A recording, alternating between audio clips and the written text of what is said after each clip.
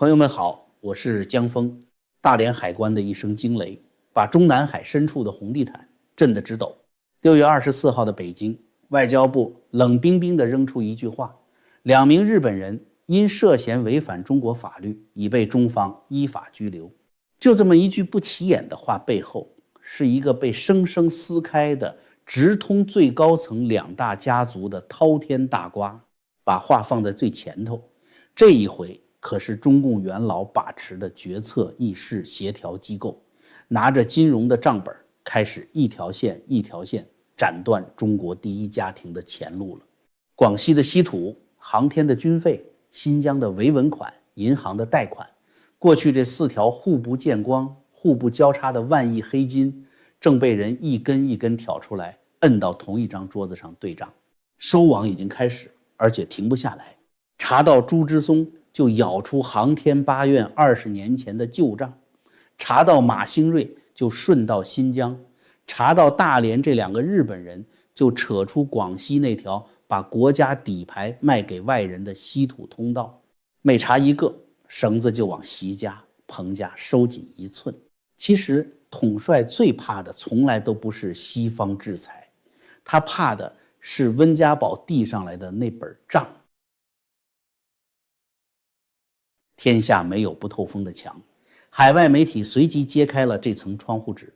这2名被捕的日本人是日本重型电机巨头在华机构的日籍员工，早在5月份就在大连海关被当场摁住。他们犯了什么事儿？走私最顶级的战略物资中重稀土，更准确的说是重稀土里的黄、鹳这2个元素，是制造隐身战机、导弹导航系统、雷达4伏电机的绝对命门。习近平天天煽动反日情绪，今年1月更是直接下令把对日重稀土的出口通道彻底归零。可最讽刺的耳光就这么结结实实地抽在了中南海的脸上。日本人这次玩的不是把几袋稀土粉末塞进行李箱，而是把含有锑这类重稀土的高性能磁材和零部件藏进大型机械设备里面，以普通工业设备的名义报关。只要这批设备顺利离开大连港，到了日本以后再拆开、回收、提取，里面真正值钱的东西就重新变回日本军工和高端制造急需的重稀土材料。那我先问一句，这种走私是一个日企员工几个海关内鬼就能办成的吗？绝不可能。中重稀土是中国现在卡日本、卡美国、卡整条高端军工供应链的战略底牌，谁能开采，谁能提纯，谁能做成零部件，全程都有名单，有监管。更关键的是产地，这种重稀土就产在中国南方，尤其是广西，从那么远的地方挖出来，提纯，做成高性能磁材，再一路运到东北的大连港。这一路上没有上面的人打招呼，这批货根本到不了大连。而且大连海关这一刀能不偏不倚，正好切中，说明办案的人早就盯上了，不然怎么可能正好在大连港等着他？所以这更像是高层在追这条线，先放你走货，等你干完了，到了出海口，人货对得上，一把摁死。那他为什么5月份抓了人不宣布，拖到6月24号外交部才轻描淡写认一句？原因一个字不提，最后还是外媒先捅出来的。因为这件事太难看，习近平天天煽动民族主义，张口闭口守住国家战略资源，卡死日本，卡死美国。结果他底下的人竟然把卡日本、卡美国的重稀土一路送到了日本人手里。其实中纪委查广西稀土也不是从大连这个案子才开始的。去年5月，广西自治区主席蓝天利在任上落马，就说明针对稀土走私的调查那时候就已经在走了。到今年4月，蓝天利已经被提起公诉，证据链基本做完。所以大连海关这次拦住日本人，更像是蓝天利案之后，广西查到了稀土出口端，在出口端的一次现场收网。那么我要问了，能够纵容这种走私的人，不是曾庆红，就是习近平家族，因为手伸进稀土行业的就这2个家族。可曾庆红家族现在在道习联盟里地位很重，这次显然不可能打他们家。那么现在必须打，也最该打的就是习近平家族的稀土生意。更关键的是，蓝天利不是一般地方官，他背后有中共开国上将韦国清这层关系。作为广西王韦国清的女婿，本来不是随便能动的，现在连这种身份都保不住，说明习近平家族在稀土这条线上的问题是必须先开刀查清。这么说来，将来清算习近平家族，这一定是一条绕不开的罪状。把国家战略资源当成自家生意，把卡日本、卡美国的重稀土倒卖给日本人赚钱，这才是最狠的地方。说了半天，权贵怎么把国家的钱往自己兜里搬？咱们普通人记住一句话：钱要花在自己身上，身子骨才是真本钱。今天给大家推荐的是普瑞堂的玄宝黑参。人参里头功夫最足的，补气提神，上了年纪的、常年熬夜的、底子虚的，泡水含服都合适。这就是给自己身体的一份硬通货。现在普瑞堂有个活动，实实在在每下一单满500美元就送您一根普瑞堂玄宝黑参，多买多送，上不封顶。下单的时候记得输入我们的优惠码，江峰的拼音首字母大写 JF， 全球包邮，不管您在哪儿，都给您送到家门口，好好补补自己，这钱花得值。好，咱们接着说。广西稀土是习家露出来的一条前路，可习家真正的金库还不在矿上，他还有3大抽血机器从中国人民身上吸血。最迷惑人的地方先说在前头，习近平本人还真不怎么碰钱，他跟毛泽东一个路子，稿费多得花不完，一门心思忙着抓权，所以总有人拿这个替他洗地，说领袖清廉，可这恰恰是这套腐败最高明的伪装。习近平不用自己伸手，可是习家族和彭家族这2个家族里的人对钱的胃口，咱们来看。根据墙外的估计，习家族敛的财在1万亿这个量级，彭丽媛家族也有上千亿。那这上千亿是从哪儿流出来的？最先崩的那条线是航天军工，6月这几天同时倒下了2个人。6月23号，上海市委原常委、浦东新区原区委书记朱之松一审死缓，认定受贿 1.39 亿，异地在南昌受审。6月24号，国家国防科工局党组成员、副局长卞志刚宣布被查。卞志刚手里攥着国家核、航天、航空、船舶这些武器装备科研生产的最高审批权，国家拨多少军费，哪个项目能立项，预算怎么分，他都能干预。朱之松呢，早年在航天8院蹲了20多年，做到院长，后来主政上海临港和浦东。他是最懂怎么把军工经费通过设备采购、工程分包变现成商业项目和银行贷款的人。不过真正让中南海后院起火的，还是朱之松判词里2个见血的细节。第一个是受贿起点定在了2003年，朱之松是2024年底在上海落马的。按理说查他在浦东、临港这几年的土地和融资账就够了，可办案的偏偏把他的犯罪起点死死定在20多年前的2003年，当时他人还在上海航天8院，这就说明办人要的是他最早在航天8院都干了些什么。坊间多年来一直传朱之松90年代初就和彭丽媛有深厚的私交，这个过去查无对证的传闻，现在配上2003这个时间点，性质就变了。当时把朱之松收进去审查，就有人说对彭丽媛会有威胁，更不用说现在他已经被宣判了，就说明很多事情已经坐实了，可以着手进行下一步推进了。而且判决里有一句，朱之松主动交代了监察机关尚未掌握的大部分犯罪事实。原来朱之松为了一条活命，在审讯室里当起了百灵鸟，把藏了20年的军工前路、陈年往事自己唱了出来。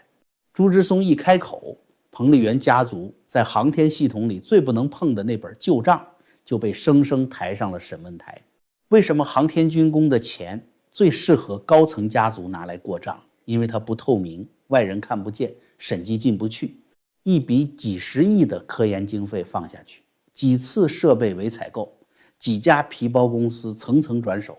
就能从上海的资本口，从金融通道大摇大摆飞去海外。朱之松和卞志刚这台机器干的就是把彭家的钱从国家军费里抽出来洗出去这一道工序。可这只是第一台收钱机器，后面还有2台更大的机器。先说这2台更大的机器，第一台是新疆的维稳经费，把着它的是马兴瑞。先说清楚马兴瑞是什么来路，一个搞航天工程出身的技术官僚，按部就班，最多在工业口转一圈。可他偏偏一路做到广东省长、新疆自治区党委书记，进了政治局。坊间的说法是，他这一路靠的不是政绩，是他老婆。据爆料，马兴瑞的太太是彭丽媛的私下闺蜜，这层私人关系才是他平步青云的发动机。上来之后，他干的也不是替自己捞，据墙外爆料，他是替彭家敛财，是彭丽媛家族的钱袋子、白手套。爆料里有个细节，马兴瑞的太太一笔上千万美金往海外汇，事情已经交代了。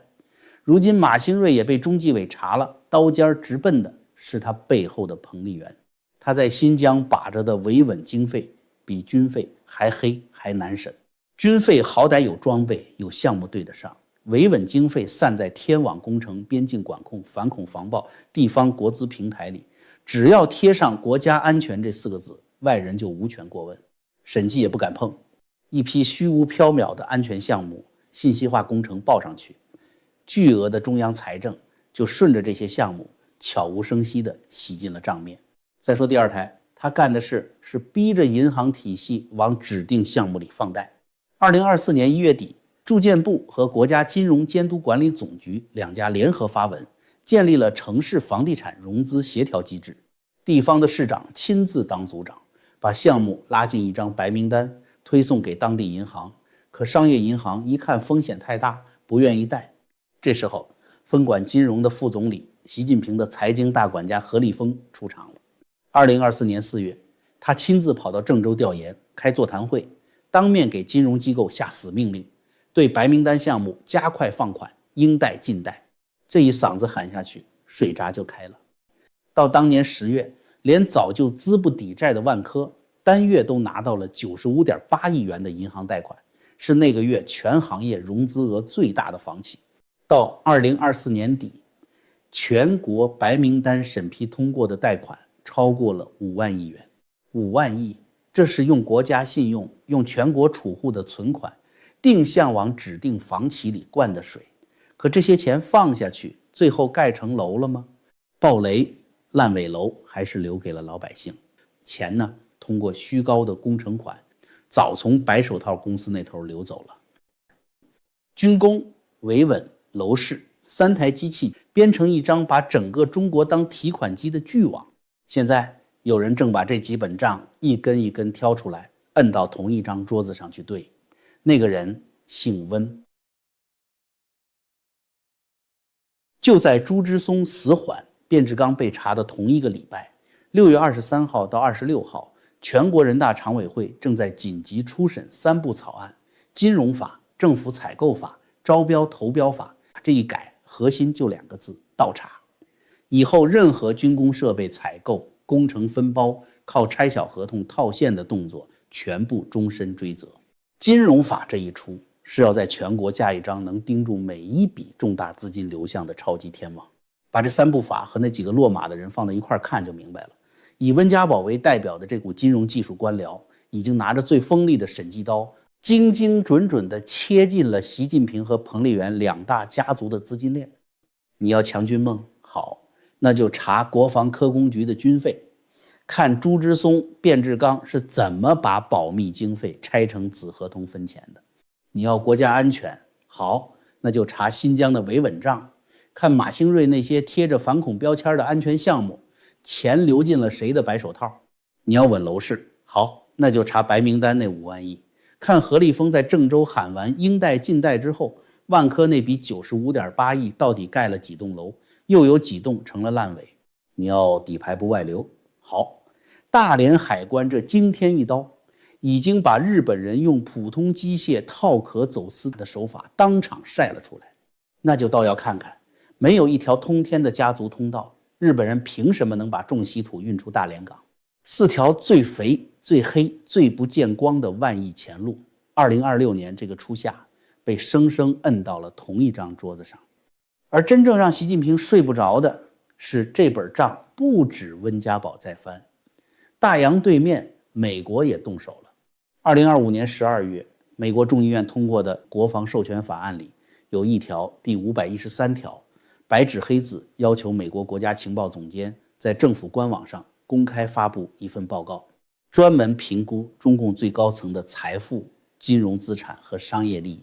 范围是习近平本人、政治局委员、整个中央委员会这一层。说白了，就是要把这批人连同他们海外的白手套做成一份名单，挂到网上给全世界看。美国2024年就已经试做过一版非密报告，现在这一条是要把它变成每年都公开的法律动作。中共的反应也很诚实，外交部强烈不满，反复交涉。一份所谓不实的报告，何至于反应这么大？恰恰是因为他要晒的那些海外资产是真的。于是习彭两家就被夹在了2把刀中间，一把在里头，温家宝拿着复式记账法一笔一笔倒查境内的钱路，一把在外头，美国准备把这些钱在海外的落点公开挂网，里应外合，这笔海外财富两头都捂不住了。温家宝递上来的那本明明白白，一笔一笔无法反驳。这本账要向全党、向全国证明一件事，那个要求所有人忠诚、天天喊着抓老虎的人，他自己家才是掏空这个国家信用和资源的，全中国最大的那个腐败黑帮。朋友们，我是江峰，咱们下期再见。